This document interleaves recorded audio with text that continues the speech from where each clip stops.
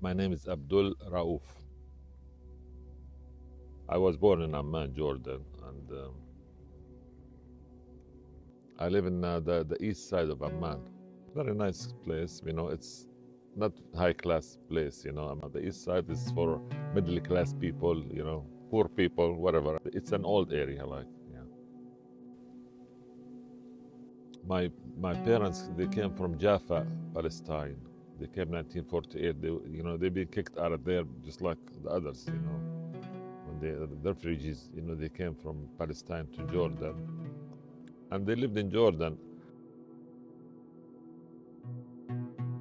My father had to sell all the jewelries they have, to buy a house. So he bought a land and he built it. Yeah. So he went back to Palestine 1982 to see his house. He started crying, when he saw his house with some people living in it. And he was an old man. He was about 82 years old. And of course, he can't do nothing. He just came back to Amman. And after that, some people asked him to sell his lands. He got some lands in Palestine. And some people asked him to sell his land for $150 million. But he said, I'm not going to sell it. We can't get it back anymore. That's it. When they came from Palestine, they thought maybe one of these days they're going to go back. That's the thing. Yeah. Anyway, this is the life. He wasn't rich. When he was here, he was working hard to get like $300 a month. And when they offer him to sell his land, anybody else will sell it, because he needed money. But he refused. He said, no way. I leave it the way it is. Maybe one of these days we go back, like this. It's hard when you see some people living, to kick you out your house and living in it, It's not easy, really. And we're living a hard life in Jordan because Jordan is, it's very expensive country, and you work hard to get some.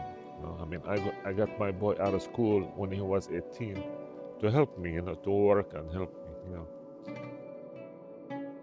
People in Jordan, Palestinian people, they did work hard, really. To make something out of their life, really, because they lost everything.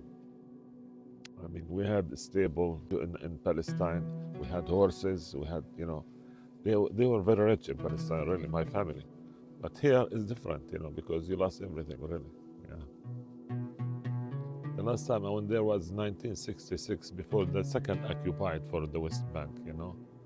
Yeah, when they occupied the West Bank, it was 1967. I was there just 1 year before. I visited all the places over there. Maybe I was lucky, because that was the last time I've been there, really. After, 1967, I didn't go back there anymore. I didn't go there, no. If you want to go there, and from here to there, it takes you 1 hour, not more. But it's not easy to go there, really. And a lot of people, they went there to visit and they got killed from Jordan. They just went to visit, and they got shot. So if you want to go there, you're gonna risk. It's very risky, really. Yeah. Now Palestine, it's full of ugly culture. You go everywhere. There is plants, there is trees, there is everything. Especially the olive, the lemon. If you walk in the street, you smell the lemon. It's very beautiful, really. You feel it. You feel different, really. Even the olives in there, it's the best olive in the world, really. Everything there is different than everywhere else, really. I love it, even if I didn't live there, but I still feel like I belong to there, really. Yeah, yeah. A lot of people, they don't know nothing about what's happening in here and what, really. But I hope, with this happening now in Gaza, people start understanding what's going on, really. Because all the time, the Israeli says, we defend ourselves. We defend ourselves. I mean, you're sitting in a land it's not yours. How are you gonna defend yourself? I mean, that's the thing. But people, Arab people, they don't know that. You know, that's the problem, really.